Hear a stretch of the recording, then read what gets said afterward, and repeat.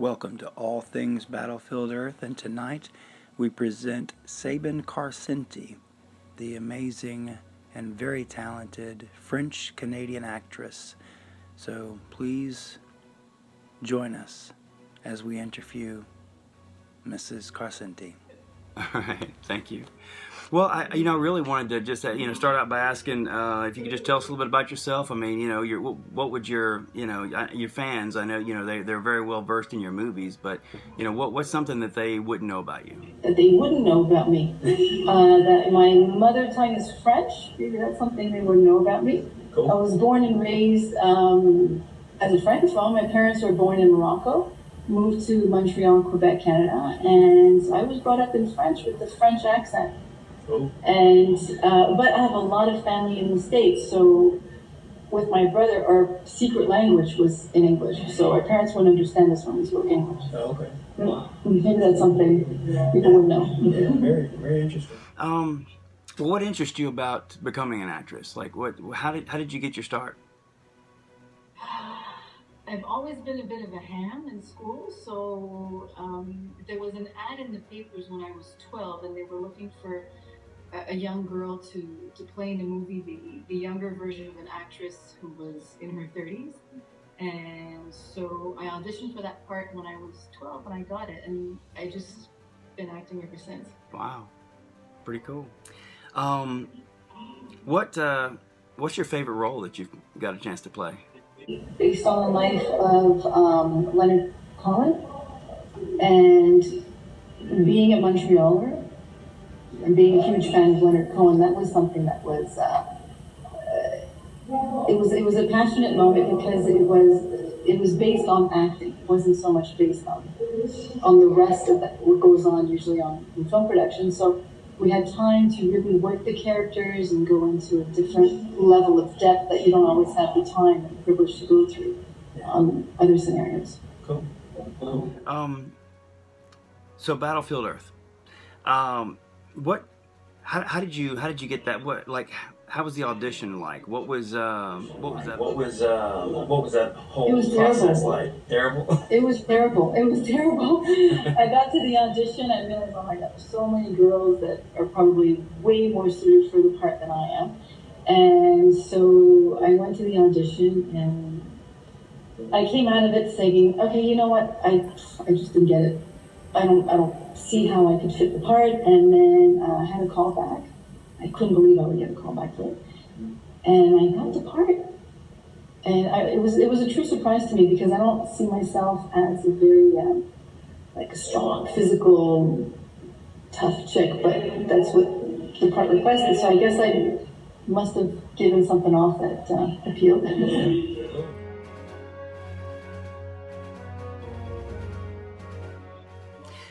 Well, Chrissy is a very strong female character. In the book, she was, she wasn't the, big fighter and things like that. So in the movie, it was pretty cool that they got Chrissy in there to do some fighting with the Johnny and everybody to try to save the day. So that was pretty cool. What other kind of strong characters have you played that you really enjoyed? I enjoyed playing Shelley in The Crow. I did a series called The Crow, yeah. And what I liked about that character, she had an ethereal side to her. So there was a spiritual dimension to this character that I really enjoyed and appreciated. She had some sort of wisdom because she was always coming from the dead, and to deliver messages of peace to her boyfriend. So that part I really enjoyed. But I have to tell you the truth, like beyond the whole acting gigs, what's fun about acting is being on a set. It's the relationships with the people. It's the dynamics you get from being on a set and collaborating with different people, whether it's the makeup artist or all the technicians and the crew members. And that's what makes the whole experience memorable. Yeah. So, like, your overall feelings about playing Chrissy. How do you, when you walked away from that role, what was your thought? I had a blast.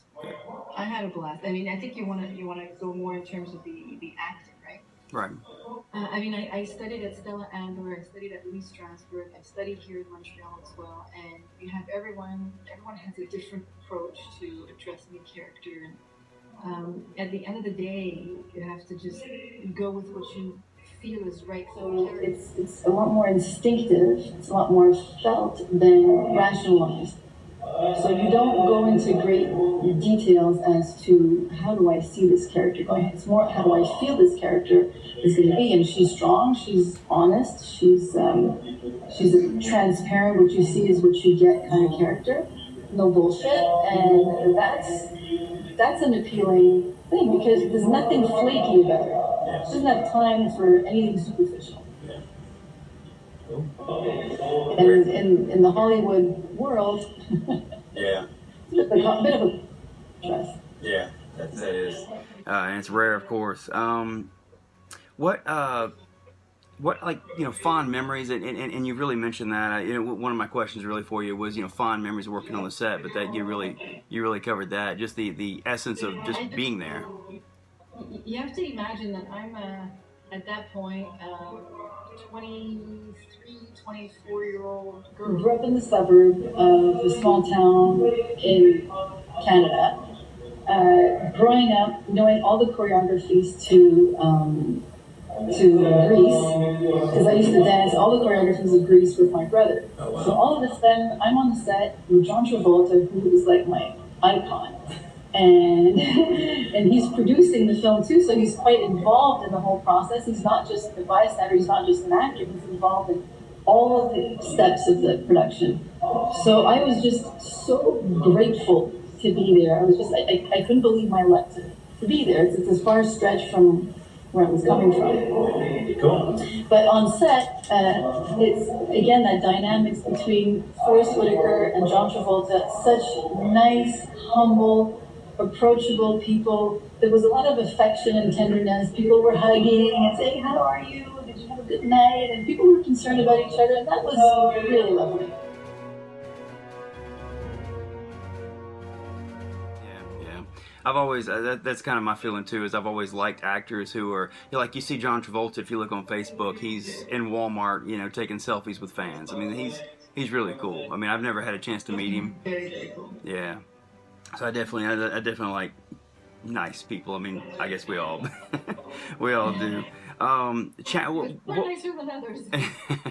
What kind of challenges was on the set? I mean, I know did you ride horses before that you got to ride in the? No, I had never been on a horse. And at the audition, they asked me, "Can you horseback ride?" I said, "Yeah."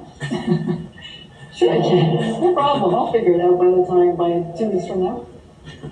So when they realized that I had never ridden a horse, then they gave me some private training to ride a horse, which I really enjoyed. Not that I ever did it again, because I'm not the audacious risk taker type, but that was a challenge. The other challenge was that where we were filming, although it was the month of June, it was snowing where we were, and we had costumes that were quite fitted and not covering many parts of us, and we were just freezing. So it's not something that you see on camera, but in real life, it was cold. Yeah. Roger Christian, and I remember in an interview he talked about. I guess they were in one of the places y'all were. I guess there were some type of was it a fly or something that would just literally just. I mean, they were painful apparently when they did you. Was that something? The black flies. Oh my God, the black flies. I mean, okay, I'm a local here, so I know what to expect from them. These tiny little flies that you can't even see, they have fangs, and they take a chunk out of you. Okay, they're ruthless, and they were also biting the horses. So at one point, the horse just went off crazy because the horses were brought in. They weren't local bred horses, so flies were an inconvenient, and it's a shame because the flies are there 3 weeks out of the year, and it happened to be those 3 weeks.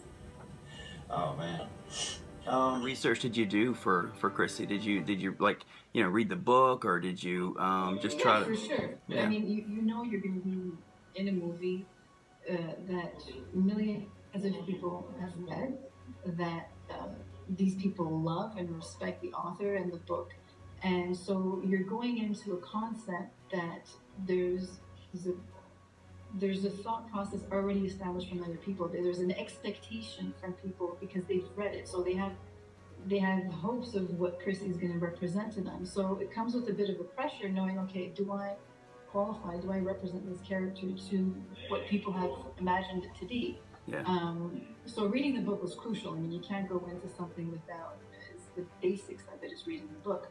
I can't say that I'm a sci-fi buff. Like I'm not. It's not the novels I'm drawn to reading initially, but I enjoyed reading it, and then you just see what drives this character, and it's the survival of her species, and she's a pure, genuine person. Yeah. There's no evil in her. Yeah, absolutely. Okay, and there's a convention you're saying in 2 years from now? Yes, in June of 2020, we're putting on a convention, so we're definitely looking for, Where is that going to be? Well, it's, we don't have an exact location, but it's going to be the Gulf Coast of Alabama, which, a special invite is coming your way, because we definitely want to see you there if you're available. Sure. We're early stages, but we're really excited about it. What's the deal? I mean, okay, I'm asking you this because Battlefield Earth won the most Raspberry Awards in Right. pretty much the history of cinema. Yeah. So how do you explain that there's like a cult following to it now, or what's the deal? Well, yeah, okay, well, I'm a huge science fiction fan, and Star Trek and all those different things, so what I've done over the last couple of years is trying to find those hardcore fans, because they're out there. It's just that unfortunately, the movie got beat up, right? And so, but I think in this day and age where you have Netflix and Hulu and Amazon original series, Battlefield Earth is such a strong story. It should have like a mini series. There's so many stories out there that the remakes are being done from, and it's like, let's not forget about Battlefield Earth. Is really. Well, you should probably get the cut scenes, because there's a lot of scenes that have been cut out. Yeah. From the film, so maybe you get the director's cut. Yes, it's a passion project for me. I don't make money or anything like that at this. I enjoy it, and I want to see Battlefield Earth the miniseries. I want to see that. My thing has been the movie. When you really look at it and the work that was done and the actors and actresses, it's an amazing movie. There was, when you really dissect that movie, I think it's an amazing movie. Not just because I love John Travolta, not just because I love Battlefield Earth and L. Ron Hubbard and all that stuff, just because, and it got overlooked, and I don't want it to miss its day in the sun. I think it has more. I think it has Well, more. I think they just anticipated it, so they were ready to slam it before they even saw it. Yeah. Yeah, as I talk to people online, people tend to automatically go negative toward L. Ron Hubbard, whether it's because he created Scientology or whatever, right? So it's like, people overlook this amazing book that he wrote. I mean, it's truly amazing. But I just really want to see it, get its day, and I'd love to see it. I personally think that miniseries and things weren't that big 20 years ago, 18, 19 years ago. Right. But nowadays they are. Back then they took 500 pages of a book and tried to get it in a 2-hour movie, and that was tough, So I really think Battlefield Earth it's got its day coming. I really think, and as a fan, I just really want it to, and that's why I want people to know the stories of how awesome the movie is, the actors and actresses, and again, like I say, it's my passion for Battlefield Earth, and I just want to see it. You want to share it? Yeah. Fantastic. Yeah. Well, more power to you. Thank you very much. It's been a huge pleasure to talk to you.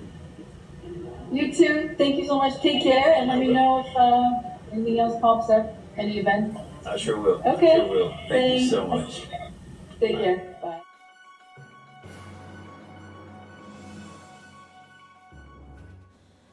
And thank you again for watching All Things Battlefield Earth. And please hit the like button and let us know what you thought of Miss Sabine Karsenti.